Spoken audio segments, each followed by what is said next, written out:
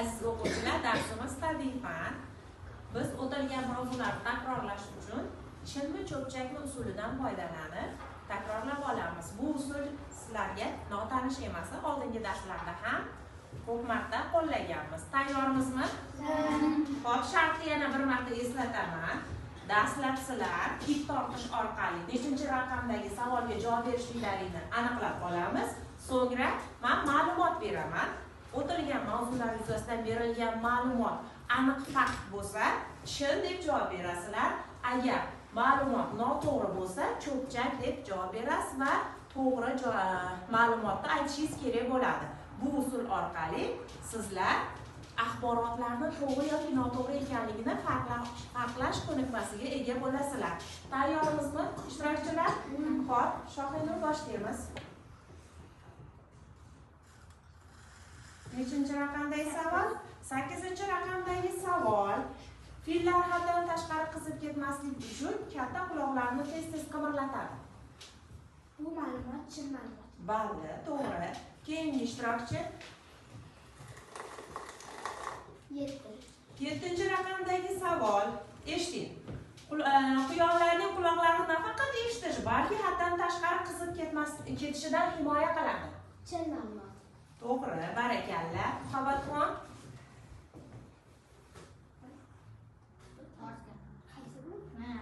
Tortoring. Demak, 1-raqamdagi savol. Quloq solamiz. Quyonlar tanasini sovutish uchun tilini chiqaradilar. Cho'pchak. To'g'ri javob. Bilasizmi? Chunki ular uzun quloqlari bilan nafaqat eshitadi,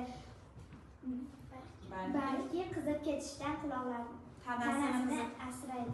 Himoya qiladi. Barakalla. Keyingisi Nosmaxon davom ettiring.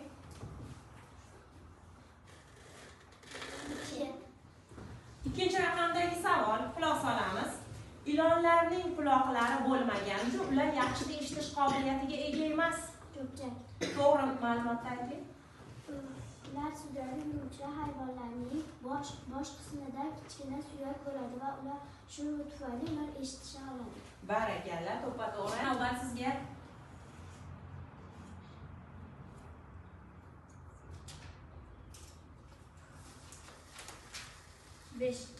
Beshinchi raqamdagi savol.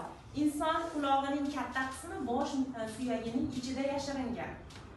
Bu ma'lumot chin ma'lumot. Barakalla. Keyingi ishtirokchi Abdulaziz Tortiy. 7-chi. Xo'p, inson qulog'i sekundiga 20 martagacha tebranadigan har qanday tovushni eshitishi mumkin. Bu ma'lumot cho'pchak ma'lumot.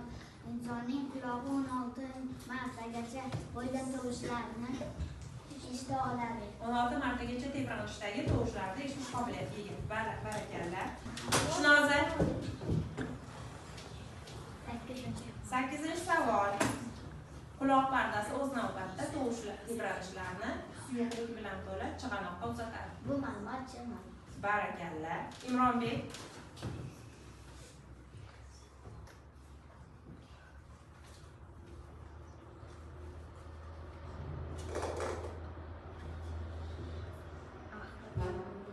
7-raqam?